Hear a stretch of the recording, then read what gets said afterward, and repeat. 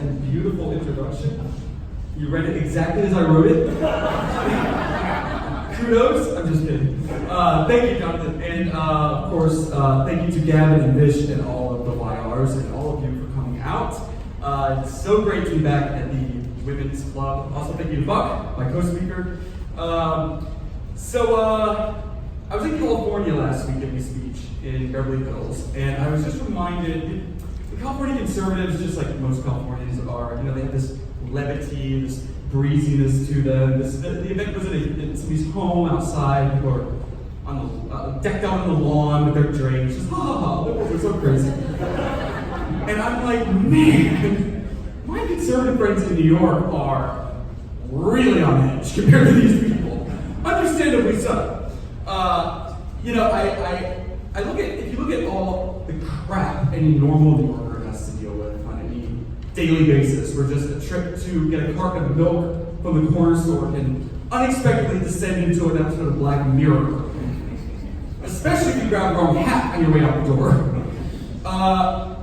It's like, take all of that and compound it with the fact that you can basically be on any street corner in the city and realize that if anyone around you knew how you voted, they would want you dead.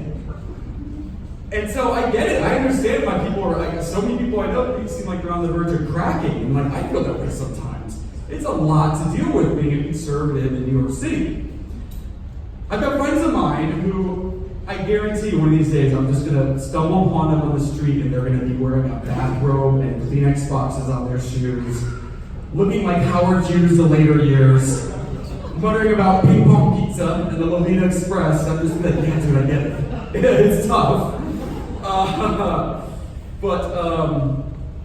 Speaking of ping pong pizza and the Lolita Express, Jeffrey Epstein, but that's all settled, right? Nice and tight into that. No more questions. Time to move along, everyone. I couldn't find anything this week about Epstein. So we should stop talking about it.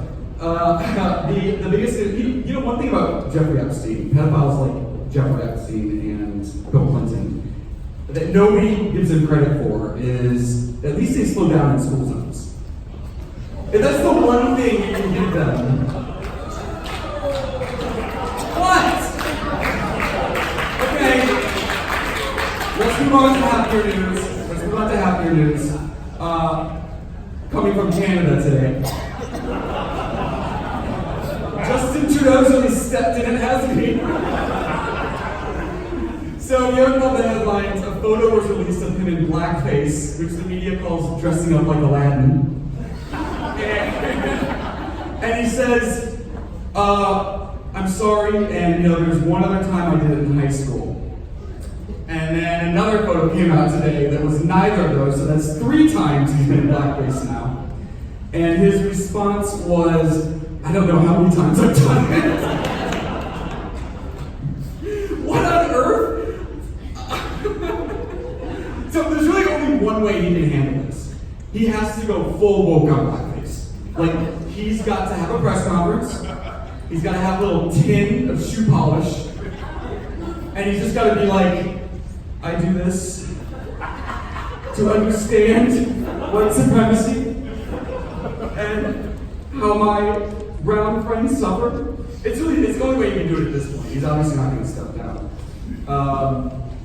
And of course, the second best thing in the news this week, which you may not have heard about, and actually really it's not great, is further evidence that homewrecker Ilhan Omar committed immigration fraud and married her brother. So Omar deleted a 6-year-old tweet in which she wished her father a happy Father's Day. So why is that a problem? Well, she used her father's name in the tweet, and apparently we have an elected official whose father's name is totally top secret. And why would that be? Well, it turns out it was a very unusual name. And in Islam, or perhaps her specific branch of Islam, the father gives his exact name to the son, and it turned out it was the same name on the marriage certificate, in which she married her husband. Probably didn't hear about it, did you? Isn't that thing on her head supposed to signify modesty and virtue? Meanwhile, after destroying 2 families in one full swoop, she appears in public alongside her new lover. And yeah, Omar, I think you can take off the headscarf now. Okay? Like, no one's buying it. Madonna can wear as many crucifixes as she'd like. She's still a filthy old hole. Have you noticed though, with the most anti-white racists on the left, you can go down the line. Don Lemon, AOC, Ilhan Omar, Sarah Jolly. And what do they all have in common every single time? White boyfriends. Every single time. Sure, when the cameras are rolling, it's all, these white devils are dangerous. But then when they get home, take me, John Smith, and teach me the ways of your people.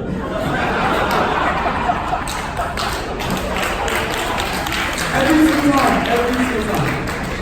So, of course, Elmon's headscarf doesn't symbolize that she's pious or has anything to do with her relationship to her God. It signifies something else. It signifies that she is absolutely off limits to criticism. And when you look at all the evidence that she committed immigration fraud and married her own brother, which is grounds for deportation, how is that story not worth investigating? Like, how is that not the greatest scandal that any journalist would love to have? And we know why. It's because the New York Times has been too busy chasing down phantoms who failed to rape, or Brett Kavanaugh failed to rape. Also in Ilhan, there are far too many powerful people and organizations, such as CARE, that are deeply invested in her success. If she were removed from office, you can bet heads would roll. Literally. Down the streets of Minneapolis and Gaza and Dearborn. But she is, along with AOC, the face of the Democrat Party. It's not any of those bozos who were on stage last week in the debates. Did anyone watch the debates? All 3 hours of it? Sober, anyone? I was wasted by the end. I had to watch all 3 hours, and I'm like, oh my. So what happened to the debates? Let's see, we had Kristen Gillibrand wasn't there, which had an uneventful viewing for Brooklyn lesbians. Kamala Harris was there, unfortunately, empowering women of color everywhere by reminding them that if you want to get ahead, you gotta give some head.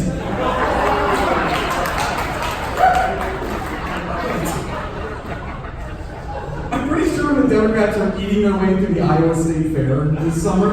She had a whole team of handlers that were like, keep away from their corn dogs. You can have that photo. Oh, they're such clowns. And then there's Mayor Pete, who's my favorite one to pick on, because I'm the only one that can do it effectively. Because his whole platform is he's homosexual. And I'm like, yeah, but you're a terrible one. And let me tell you why. But Mayor Pete, as I like to call him, the angriest bottom in politics, who continues to poll at 0% among Black Americans. Of course, the only reason we know his name is because he's allegedly homosexual. And personally, I'm a little upset that Black Democrats are so homophobic, because I'd really like to see what Mayor Pete's husband, Chasten, would do as First Lady. Can you imagine if we went from Melania, this paragon of grace and elegance and style and femininity, to Chasten Buttigieg? Do you guys follow him on social media? Because you kind of have to. Okay, so Chasten Buttigieg is this 29-year-old man-child.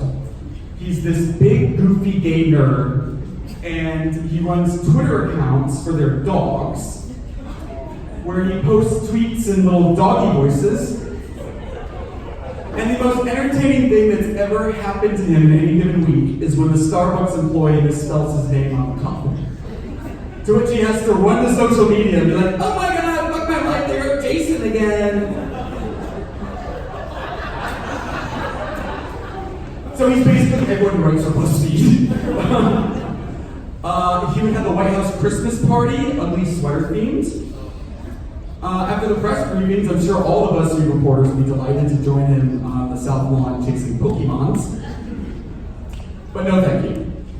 My sincere favorite in the Democrat lineup, who has been thoroughly maligned and cast out, is Marianne Williamson, and I'll explain why. I love Marianne. She's great. What made me pay attention to Marianne was when I came across an article in which one of her campaign staffers was saying, when she goes to do the networks, the producers, the anchors, the journalists, they look down their nose at her, they snicker when she walks by, but the makeup ladies cry when they meet her. And I'm like, that's my bitch, like right there. Anyone that news anchors are frowning down, I'm like, you gotta be a good person. I love the fact that if Donald Trump is the heroic masculine, Marianne Williamson perfectly is the yin to that yang. She's the mysterious feminine, and her singular message is love. If the Democrat presidential nominees actually represented the people who vote for the party, the debates would have had Marianne Williamson and Tulsi Gabbard front and center. Alongside Harvey Weinstein and Ed Buck and the ghost of Jeffrey Epstein. But instead, I get the impression that none of these guys have any serious policies or sincere presidential ambitions. Their frontrunners are, in order, a loose-toothed septuagenarian who can't reliably remember Barack Obama's name, a hectoring fake Indian schoolmarm, and an old socialist who has trouble explaining why his millions go to third homes and boats rather than feeding the poor. The Democrats seem to know the election is a shoo-in for Trump. Therefore, they offer voters and activists a series of unconvincing tropes and about how they will beat him while demonstrating no ability to do so. For a pantheon of supposed heavy hitters whose sole unifying message is beat Trump at any cost, it's remarkable not a single one of them has yet to land a blow on the president. Which should be second nature for Kamala.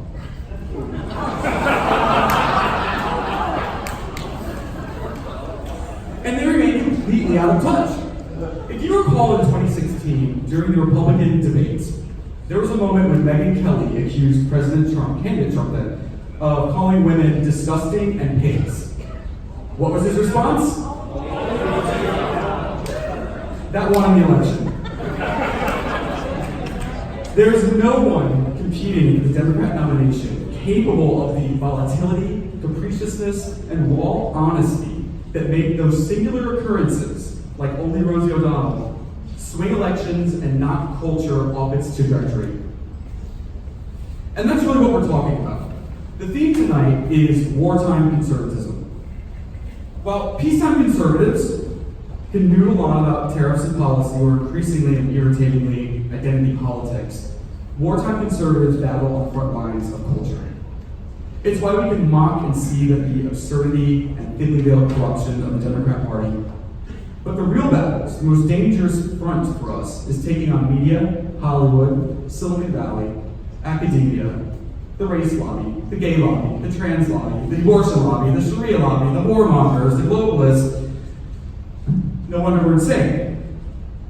But also our most powerful weapon of war is laughter. Because they hate being laughed at. I don't like to think about this, but we must confront the fact that Donald Trump won't be president forever. I know. We might win a third term. We might be able to squeak that out. Maybe we start a war or something. Nobody wants to change leadership, and I can agree with that. But Trump is the face of wartime conservatism. For the never-Trumpers out there, everything you hate about him is precisely the reason he's so effective against the left. If you think the New York Times or CNN, Bill Kristol, is going to be nice to you just because you helped them make Trump look bad, you are dead wrong. They will never like you. They hate you, but they gladly will use you in the moment for your own ends, or for their own ends. Stop trying to make them like you. Just look at Justin Trudeau. In order to defend him, all of the media is using the exact same lines that Megyn Kelly said about blackface and got her fired. The bottom line is, If you want a future that isn't controlled by every whimsy of the radical left, then Trump's agenda is for you. We may never see another moment like this in our lives, to beat back at the institutions that have laid waste to generations and destroyed this country. This is our moment, and the left is really good at seizing moments. I'm honestly not frightened of those doddering fools who are on stage at the Democrat debates. I think they're charlatans. I don't think they believe a word coming out of their own mouths, except for Bernie. He definitely believes it. Has for a real long time. The real threat to this country that is making incredible headway also don't particularly care about what happened on that debate stage. I'm talking about the progressive supermajority that's infiltrated our nation's largest cities, including right here at home in New York. Have you ever wondered how, in such a short amount of time, the liberal city underwent a radical transformation to become the progressive city? It's no coincidence, and it's not organic, that the same issues we're facing in New York are the exact same in Los Angeles, San Francisco, Seattle, Chicago, Denver, and Dallas. You can mostly thank a man you've never heard of, unless you follow local politics, and his name is Brad Lander. What happened was, by Obama's second term, America's progressives got a wake-up call. In 2014, the midterm elections returned the largest Republican majority to the House of Representatives since 1928. And by then, Obama, the first Alinsky president, the communist organizer, had proved to be an ineffective or unwilling conduit for the radical transformation progressives had been promised. Barack Obama, the moody intellectual, the hope and change candidate, his only legacy is that he breathed life into the smoldering Marxism in America's cultural institutions. But in the eyes of progressives, he was a complete failure. Brad Lander is a member of our very own New York City Council. He occupies Bill de Blasio's former seat, representing the tediously white liberal baby yoga studio food co-op hellhole on Park Slope. I'm sorry if you live in Park Slope, your neighborhood sucks. He founded the New York City Progressive Caucus. He's been called by the New York Times an unassuming power broker, a kingmaker in City Hall, and a city council shadow speaker. But his real impact is on national politics. Lander was among the first to realize that Democrat domination in Washington would never lead to radical left-wing transformation. There will always be too many meddlesome moderates and conservatives around to screw things up.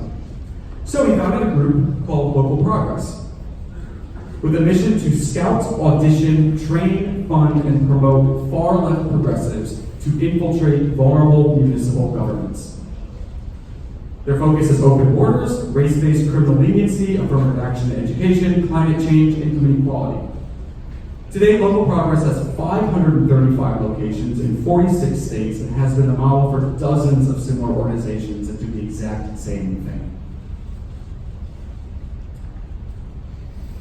Something we have the left using our tactics, taking things to the local level. It seems like a conservative approach, but this is hardly the bold, often quirky experimentation of true American-style localism. Instead, it's an insurgency. The ideology is monolithic, and the result has been an incubation of a shadow nation comprised of a network of our largest urban centers who operate in lockstep. They don't care who wins the White House, because they're too busy working as we speak in this very city towards building their socialist utopia fiefdoms. This is why virtually identical legislation flows from one of these cities to the next. Like $15 minimum wage. Why the hell does $15 minimum wage make sense in Seattle and New York, where the cost of living and cost of doing business are vastly different? Same with plastic bag bans. Why would anyone on earth ban a plastic bag in a city of people who walk everywhere and who reuse them for everything? These leaders are wreaking havoc. If you're going to San Francisco, ditch the flowers in your hair and bring a hazmat suit. The sewer by the bay is drowning in human shit. Los Angeles, vast tent cities are bringing the city to the brink of a pandemic where leprosy just appeared, alongside plague, typhus, and typhoid fever. Chicago's murder rate is exploding, Seattle is gripped by an unprecedented addiction epidemic, and New York is hemorrhaging businesses and residents. Our great alabaster cities are dying. Conservatives, under the leadership of God Emperor, may slowly but steadily be beating back against the left in our cultural institutions. But aside from conservative media coverage meant to only humiliate Democrats, the right is totally ignoring the place where the far left is gaining the most ground and succeeding, and that is in our cities. And yet, we have several circumstances converging at this moment that make cities prime for a political revolution. The Democrat Party completely takes urban votes for granted. There was a time when mayoral candidates barely even acknowledged the local party when running for local office because it seemed so irrelevant to the highly localized issues of a city. Today we have a kooky class of mono leadership. Like Bill de Blasio, who's a perfect example. They behave more like aloof 17th century monarchs or smarmy jet-setting televangelists than the 21st century CEOs that their cities desperately need. Not only are Republican policies exactly what would save our cities, but everyone in their city sees that these leaders' ambitions are national and global. They are not local. We have the lowest Black and Hispanic unemployment, and we also have the most urban president in history. Some say he's actually the first Black president, which I can see. The opulence, the swagger, the hot wife, the no bullshit attitude. I mean, he's a little blacker than Obama, I'm sorry. But, and he was a hip-hop icon before he was president. So I'm not saying that New York or Los Angeles is going to turn red overnight. It won't. And white liberals are entirely lost cause. We should just forget them unless we're making fun of them. But if there's one Republican on earth who can reach urban Black voters, it's Donald Trump. He's the only person who can do it. He can do it better than any Democrat running. And you see it when he tweeted about Baltimore. One tweet about the disgusting rat-infested streets of Baltimore. What happened? Well, the media rushed to call him a racist. The Democrats circled wagons to pretend Baltimore is some kind of paradise. And cameras descended on West Baltimore to try to get residents to condemn what he was saying, and they couldn't do it. The residents, we met one viral star woman named Michelle came out, was like, he's absolutely right, he's not racist. Cummings does nothing for us, Representative Cummings. The media couldn't get anyone to slam the president, Black residents of West Baltimore, the way that they thought they could. That one tweet had probably changed the lives of more urban voters, or at least opened their eyes more than all these campaigns out there that try to get minority groups to leave the left. President Trump can reach them like no one else. But should he even try? Well, things weren't always this way. In 1968, the Republican Party platform included a section called Crisis of Our Cities. They were experiencing similar problems at the time, and the Republicans laid out exactly what they're going to do with education and housing and infrastructure, specifically for large cities. In 1980, Ronald Reagan was the last Republican candidate to make an earnest push for urban votes. He toured the South Bronx. He met with the editors of Ebony and Jet magazines. He met with Jesse Jackson. He met with the Urban League. But since then, the GOP has completely abandoned cities, assuming it's totally a lost cause. And the only reason Democrats want to get rid of the Electoral College is because they're so smug about their hold on a few pockets of concrete in our country. And yet, you won't find any of them wading through piles of garbage in West Baltimore or visiting the tent cities they've allowed to fester in their homes. They don't care. They don't have to care. But if you really want to go to war with the left, why not hit them where they would never expect it? And when they're not watching, which is right now. Republican leaders should be walking around Skid Row. It would send the media into a tailspin and put the fear of God into Democrats. President Trump already pulled off the impossible when he was elected. And he fundamentally changed politics forever. So, why not kick them even harder while they're down and go knock on some doors in East New York or in the South Bronx? With the Republicans set to continue vastly outraising money over the Democrats because they suck, why not? And as candidate Trump said in 2016, what the hell have you got to lose? Thank you.